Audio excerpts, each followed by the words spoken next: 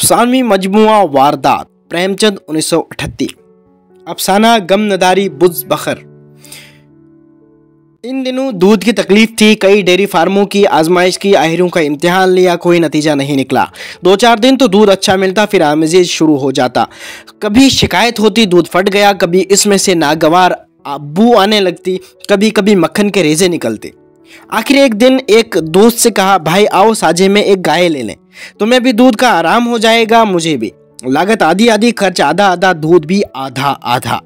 दोस्त साहब राजी हो गए। मेरे घर में जगह न थी और गोबर वगैरह से मुझे नफरत है। उनके मकान में काफ़ी जगह थी, इसलिए तजवीज़ हुई कि गाय उन्हीं के घर रहे। इसके एवज उन्हें गोबर पर बिला शिरकत गैर इख्तियार है। वो उसे कामिल आज़ादी से थापें, उपले बनाएं, घर लेपें, पड़ोसियों को दें या उसे किसी तिब्बी मुसर्रफ में लाएं। मुनमकर को इसमें किसी किस्म का एतराज़, एहजाज या कीलोकाल न होगा और मुनमकर बा सेहत, होश व हवास व बाइसाबत अक्ल इकरार करता है कि वो गोबर पर कभी दस्ते तसरुफ़ दराज न करेगा और न किसी को तसरुफ़ के लिए आमादा करेगा। दूध आने लगा, रोज रोज की ज़ीक़ से निजात मिली। एक हफ्ता तक किसी किस्म की शिकायत न पैदा हुई। गरम गरम दूध पीता था और खुश होकर गाता था, रब का शुक्र है भाई, रब का शुक्र अदा कर भाई, जिसने हमारी गाय बनाई, ताज़ा दूध पिलाया उसने, लुत्फ़ हयात चखाया उसने, दूध में भीगी रोटी मेरी, उसके करम ने बख्शी सैरी, खुदा की रहमत की है मूरत, कैसी भोली भाली सूरत। मगर रफ्ता रफ्ता यहाँ भी पुरानी शिकायतें पैदा होने लगी। यहाँ तक नौबत पहुंची कि दूध सिर्फ नाम का दूध रह गया। कितना ही उबालो, न कहीं मलाई का पता, न मिठास का। पहले तो शिकायत कर लिया करता था, इससे दिल का बुखार निकल जाता था। शिकायत से इसलाह न हुई तो दूध बंद कर देता था। अब तो शिकायत का भी मौका न था, बंद कर देने का जिक्र ही क्या। कहर दरवेश बरजाने दरवेश, पियो या नाली में डाल दो। 8 रोज का नुस्खा नौश्ता किस्मत था। बच्चा दूध को मुंह न लगाता, पीना तो दूर रहा। आधों आध शक्कर डालकर कुछ दिनों दूध पिलाया तो फोड़े निकलना शुरू हुए और मेरे घर में रोज बमचिख मची रहती थी। बीवी नौकर से फरमाती, दूध लेकर जा, उन्हीं के सर पर टका। मैं नौकर को मना करता, वो कहती, अच्छे दोस्त हैं तुम्हारे, उसे शर्म नहीं आती। क्या इतना अहमक है कि इतना भी नहीं समझता कि ये लोग दूध देखकर क्या कहेंगे। गाय को अपने घर मंगवा लो, भला से बदबू आएगी, मच्छर होंगे, दूध तो अच्छा मिलेगा, रुपए खर्चे हैं तो उसकी लज्जत तो मिलेगी। चड्ढा साहब मेरे पुराने मेहरबान हैं, खासी बेतकल्लुफ़ी है उनसे। ये हरकत उनके इल्म में होती हो उसे कयास बावर नहीं करता। या तो उनकी बीवी की शरारत है या नौकर की, लेकिन जिक्र कैसे करूं। और फिर उनकी बीवी से तो राह रस्म है, कई बार मेरे घर आ चुकी है। मेरी देवी जी भी उनके यहाँ कई बार मेहमान जा चुकी हैं। क्या वो यकायक एक इतनी बेवकूफ़ हो जाएंगी? सरी आंखों में धूल झोंकेंगी और फिर चाहे किसी की शरारत हो। मेरे लिए ये गैर मुमकिन था कि उनसे दूध की खराबी की शिकायत करता। खैरियत ये हुई कि तीसरे महीने चड्ढा साहब का तबादला हो गया। मैं तन्हा गाय न रख सकता था, साझा टूट गया, गाय आधे दामों में बेच दी गई। मैंने उस दिन इत्मीनान का सांस लिया। आखिरी सलाह हुई कि एक बकरी रख ली जाए, वो बीच आंगन में एक गोशे में पड़ी रह सकती है। उसे रखने के लिए न ग्वाले की ज़रूरत है, न उसका गोबर उठाने, न धोने, चारा भूसा डालने के लिए किसी आहिरन की ज़रूरत। बकरी तो मेरा मुलाजिम भी आसानी से धो लेगा। थोड़ी सी चौकर डाल दी, चलिए किस्सा तमाम हुआ। फिर बकरी का दूध मुफीद भी ज़्यादा है। बच्चों के लिए ख़ास तौर पर ज़ोदो हज़्म मौदल सेहत बख्श। हुस्न इत्तफ़ाक़ से मेरे यहाँ जो पंडित जी मेरे मसौदे नकल करने आया करते थे, उन मामलात में काफ़ी तजर्बाकार थे। उनसे ज़िक्र आया तो उन्होंने एक बकरी की ऐसी कसीदा ख्वानी की कि मैं उसका नादीदा आशिक हो गया। पछाएं नस्ल की बकरी है, ऊंचे कद की, बड़े बड़े थन जो ज़मीन से लगे चलते हैं, बेहद कम खौर लेकिन बेहद दूधहार। एक वक्त में 2-2.5 सैर दूध लीजिए। अभी पहली मर्तबा ही ब्याही है, 25 रुपये में आ जाएगी। मुझे दाम कुछ ज़्यादा मालूम हुए, लेकिन पंडित जी पर मुझे एतबार था। फरमाइश कर दी गई और तीसरे दिन बकरी आ पहुंची। मैं देखकर उछल पड़ा। जो अवसाफ बयान किए गए थे उनसे कुछ ज़्यादा ही निकले। एक छोटी सी मिट्टी की नांद मंगवाई गई। चोकर का भी इंतज़ाम हो गया। शाम को मेरे खिदमतगार ने दूध निकाला तो सचमुच 2.5 सैर। मेरी छोटी पतीली लबरेज हो गई थी। अब मौसलू ढोल बजाएंगे। ये मसला इतने दिनों के बाद जाके कहीं हल हुआ है। पहले ही ये बात सूझती तो क्यों इतनी परेशानी होती। पंडित जी का बहुत बहुत शुक्रिया अदा किया। मुझे अली सभा और शाम को सींग पकड़ने पड़ते थे। तब आदमी दूध निकालता था, लेकिन ये तकलीफ उस दूध के मुकाबले में कुछ न थी। बकरी क्या है, कामदहीन है। बीवी ने सोचा उसे कहीं नज़र न लग जाए, इसलिए उसके थन के लिए गिलाफ तैयार हुआ। उसकी गर्दन में नीले चीनी के दानों की एक माला पहनाई गई। घर में जो कुछ झूठा बचता देवी जी खुद जाकर उसे खिलाती थी। लेकिन एक हफ्ते में दूध की मिकदार कम होने लगी। ज़रूर नज़र लग गई। बात क्या है? पंडित जी से हाल कहा तो उन्होंने कहा, साहब देहात की बकरी है, ज़मींदार की बेदरी का अनाज खाती थी और सारे दिन बाग में घुमा चरा करती थी। यहाँ बंदे बंदे दूध कम हो जाए तो ताजुब नहीं, उसे ज़रा टहला दिया कीजिए। लेकिन शहर में बकरी को टहलाए कौन और कहाँ? इसलिए यह तय हुआ कि मज़ाफ़ात में मकान लिया जाए। वहाँ बस्ती से ज़रा दूर निकलकर खेत और बाग होंगे। कहार घंटे 2 घंटे नहला लाया करेगा।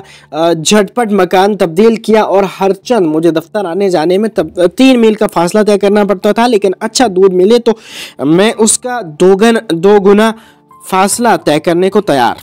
यह मकान कुशादा था। मकान के सामने सहन था।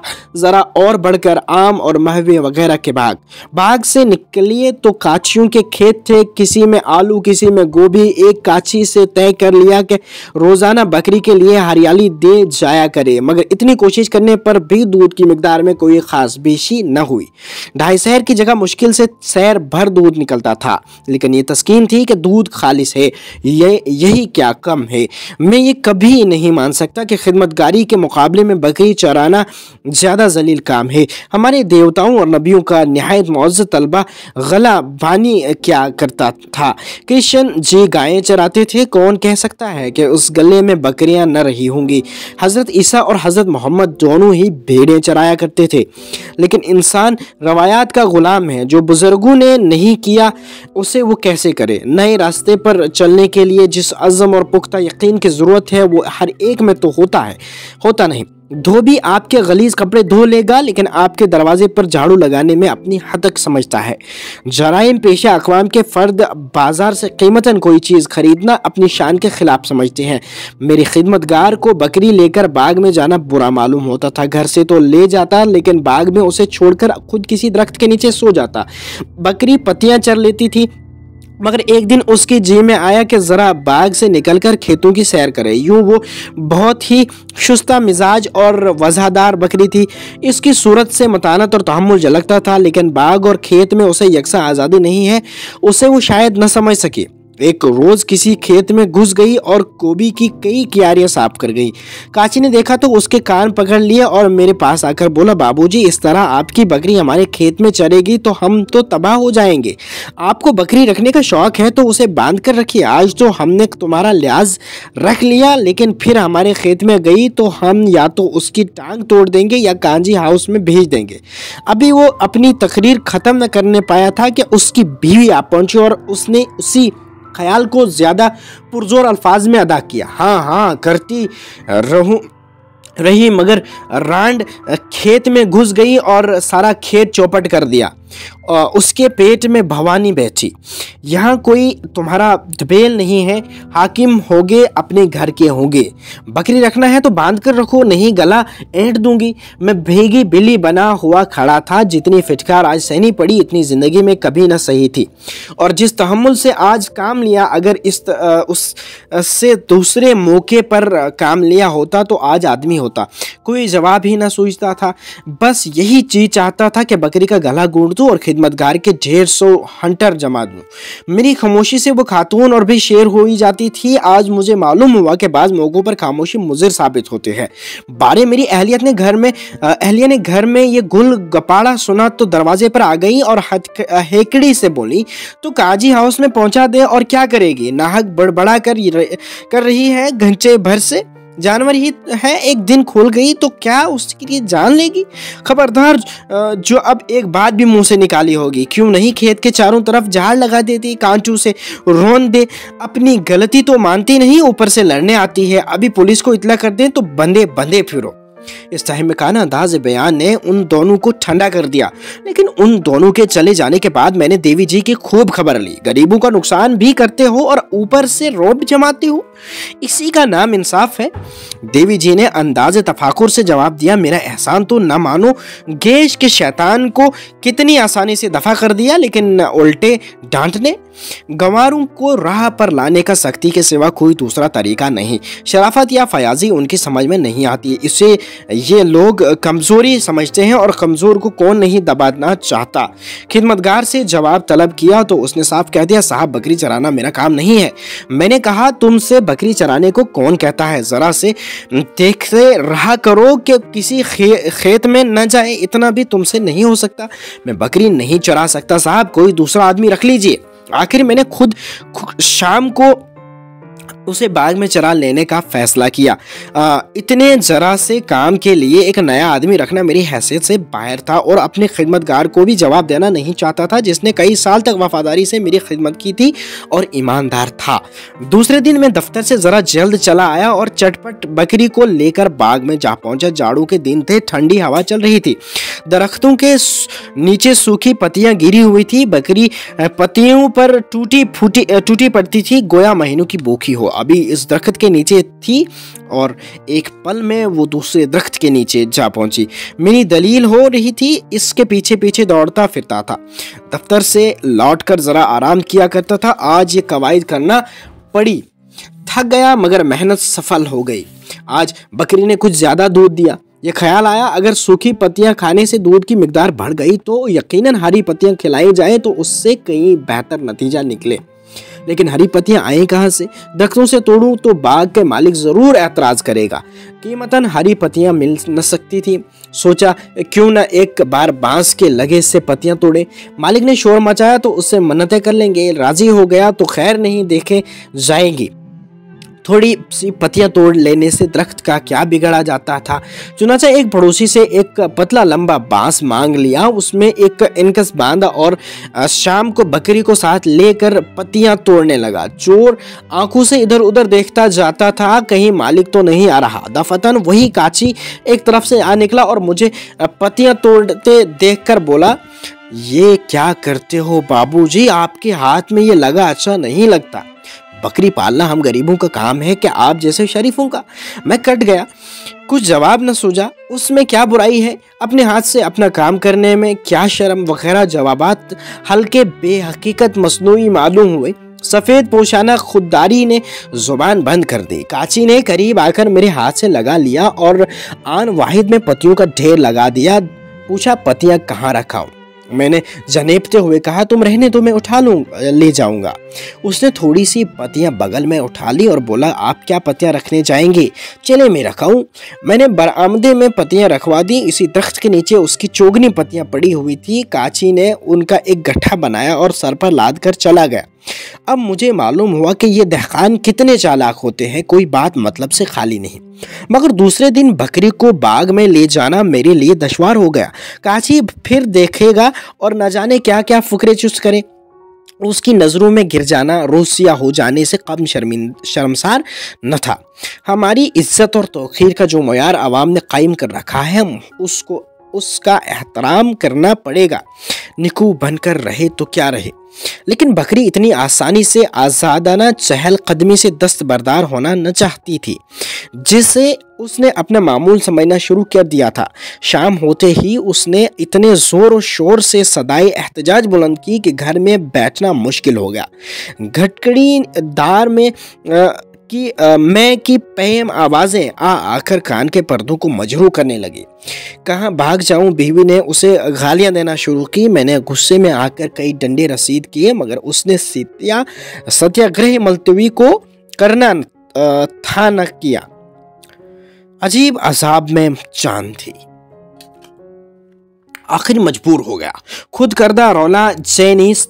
8 बजे रात, झाड़ू के दिन, घर से मुंह निकालना मुश्किल, और मैं बकरी को बाग में टहला रहा और अपनी किस्मत को कोस रहा था। अंधेरे में पाँव रखते मेरी रूह कांपती है। एक बार मेरे सामने से एक सांप निकल गया था। अगर उसके ऊपर पैर पड़ जाता तो ज़रूर काट लेता। तब से मैं अंधेरे में कभी न निकलता था, मगर आज इस बकरी के कारण मुझे इस खतरे का भी सामना करना पड़ा।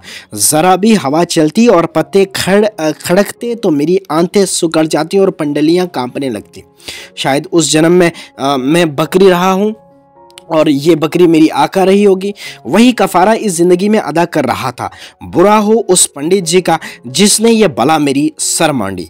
गृहस्थी ही जंजाल है। बच्चा न होता तो क्यों इस मौजी जानवर की इतनी खुशामद करनी पड़ती, और ये बच्चा बड़ा हो जाएगा तो बात न सुनेगा। आपने मेरे लिए किया ही क्या है, कौन सी जायदाद छोड़ी है। ये सज़ा भुगत कर 9 बजे रात को लौटा। अगर रात को बकरी मर जाती तो मुझे मुतल्लिक गम न था। दूसरे दिन सुबह ही से मुझे ये फिक्र दामन घेर हुई कि किस तरह रात की बेगार से छुट्टी मिले। आज दफ्तर में तातील थी। मैंने एक लंबी सी रस्सी मंगवाई और शाम को बकरी के गले में रस्सी डाली, एक दरख्त की जड़ से बांधकर छोड़ दिया। अब चरे जितना चाहे। अब चराग जलते जलते खोल लाऊंगा। तातील थी। शाम को सिनेमा देखने की ठहरी। एक अच्छा सा खेल आया हुआ था। नौकर को भी साथ लिया, वरना बच्चे को कौन संभालता। जब 9 बजे रात को घर लौटे और मैं लालटेन के लेकर बकरी लेने गया तो क्या देखता हूँ कि उसी ने रस्सी को 2-3 दरख्तों में लपेटकर ऐसा उलझा डाला है कि सुलझना मुश्किल है। इतनी रस्सी भी न बची कि वो एक कदम भी चल सकती। ला हौल वला कुव्वत। जी मैं आया कमबख्त को यहीं छोड़ दो, मरती है तो मर जाए। अब इतनी रात को लालटेन की रोशनी से कौन रस्सी सुलझाने बैठे। लेकिन दिल न माना। पहले उसकी गर्दन से रस्सी खोल ली, फिर उसकी पेच दर पेच ऐंठन चढ़ाई। 1 घंटा वक्त सरफ हो गया। मारे सर्दी के हाथ ठठरे जाते थे और झील चल रहा था वो अलग। ये तरकीब और भी तकलीफदेह साबित हुई। अब क्या करूं, कुछ अक्ल काम न करती थी। दूध का ख्याल न होता तो किसी को मुफ्त दे देता। शाम होते ही चुड़ैल अपनी सदाएं बेहंगाम शुरू कर देगी और घर में रहना मुश्किल हो जाएगा। और आवाज़ भी कितनी करेह और मनहूस होती है। शास्त्रों में लिखा भी है, जितनी दूर इसकी आवाज़ जाती है उतनी दूर देवता नहीं आते। स्वर्ग की बसने वाली हस्तियां जो अप्सराओं के नगमे सुनने की आदी हैं, उसकी मकरू आवाज़ से नफरत करें तो क्या ताजुब। मुझ पर उसकी सिम खराश सदाओं की ऐसी हैबत सवार थी कि दूसरे दिन दफ्तर से आते ही मैं घर से निकल भागा।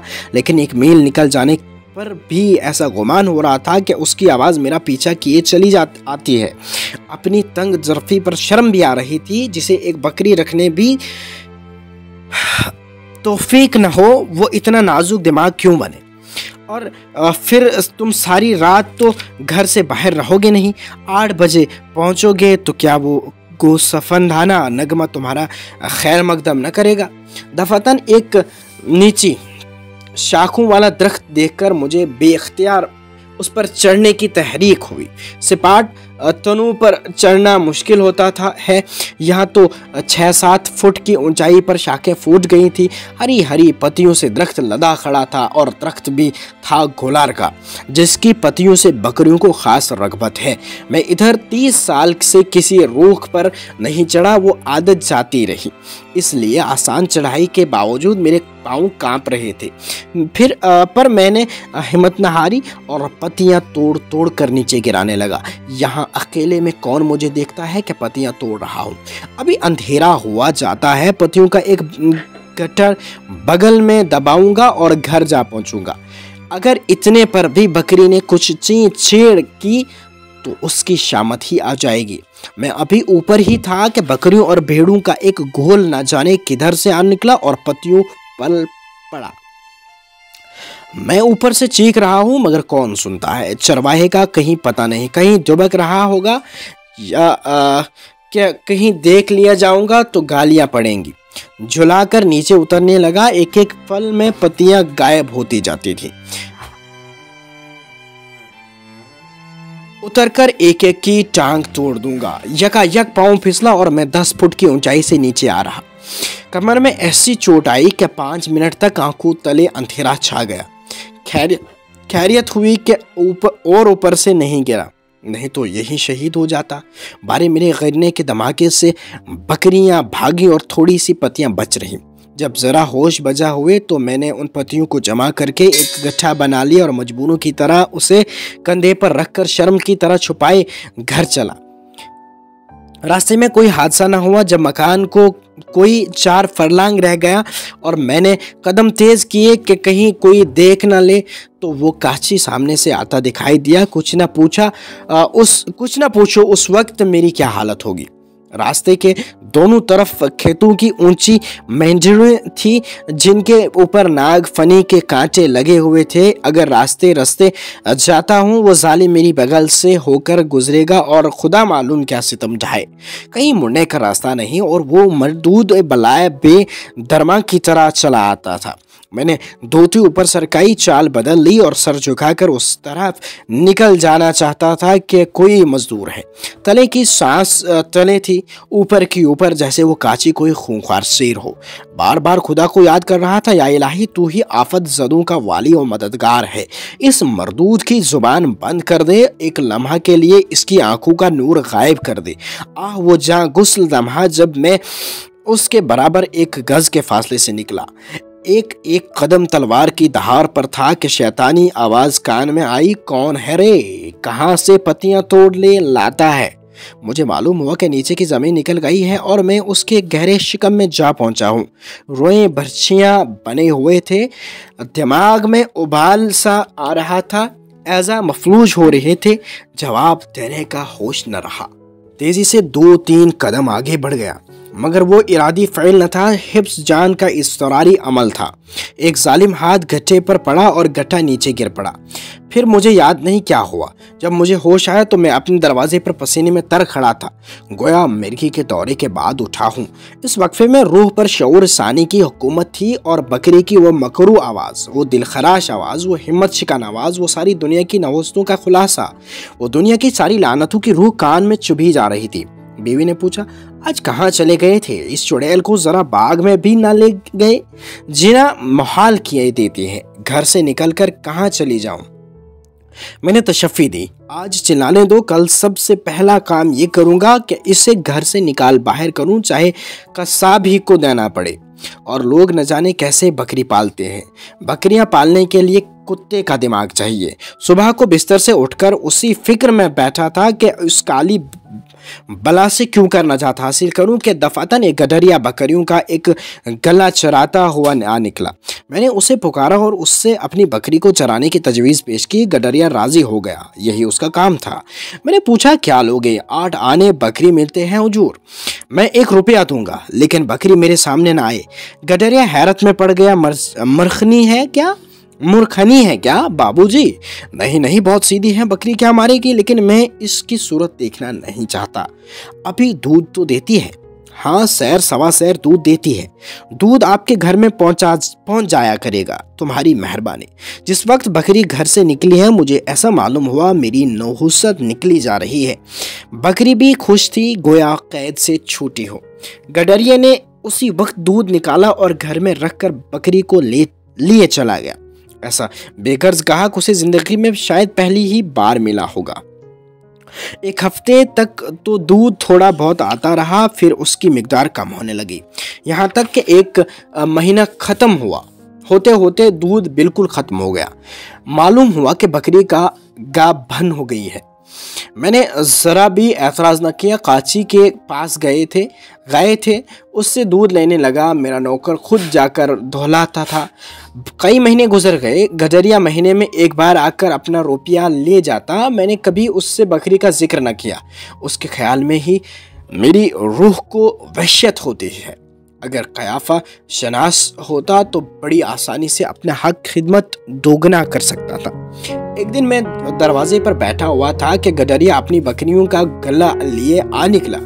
मैं उसका रुपया लाने अंदर गया कि देखता हूँ मेरी बकरी 2 बच्चों के साथ मकान में आ पहुंची। वो पहले सीधी उस जगह गई जहां बंधा करते थे, फिर वहां से आंगन में आई और शायद तारुफ के इजहार के लिए मेरे तरफ ताकने लगी। उन्होंने दौड़कर एक बच्चे को गोद में लिया और कोठरी में जाकर महीनों का जमा चोकर लाई और ऐसी मोहब्बत से बकरी को खिलाने लगी गोया बहुत दिनों की बिछड़ी हुई सहेली आ गई। ना वो पुरानी तलखी थी, ना वो किदौरत। कभी बच्चे को चमकारती थी, कभी बकरी को सहलाती थी और बकरी डाक की रफ्तार से चोकर उड़ा रही थी। तब मुझसे बोली, कितने खूबसूरत बच्चे हैं। हाँ, बहुत खूबसूरत। जी चाहता है एक पाल लूं। अभी तबीयत सैर नहीं हुई, तुम बड़े निर्मोहे हो। चोकर खत्म हो गया, बकरी इत्मीनान से रुखसत हो गई। दोनों बच्चे भी उसके पीछे फुदकते हुए चले गए। देवी जी आंखों में आंसू भरे ये तमाशा देखती रही। गडरिये ने चिलम भरी और घर में आग मांगने आया। चलते वक्त बोला, कल से दूध पहुंचा दिया करूंगा मालिक। देवी ने कहा, और दोनों बच्चे क्या पिएंगे? बच्चे कहाँ तक पिएंगे बहू जी, 2 सेर दूध देती है। अजी दूध अच्छा ना होता था, इस मारे नहीं लाया। मुझे रात का वो रूह शिकनवा का याद आ गया। मैंने कहा, दूध लाओ या न लाओ तुम्हारी खुशी, लेकिन बकरी को इधर न लाना। उस दिन से वो गडरिया नजर आया ना वो बकरी, और ना मैंने सुराग लगाने की कोशिश की। लेकिन देवी जी उसके बच्चों को याद करके कभी कभी आंसू बहा लेती है।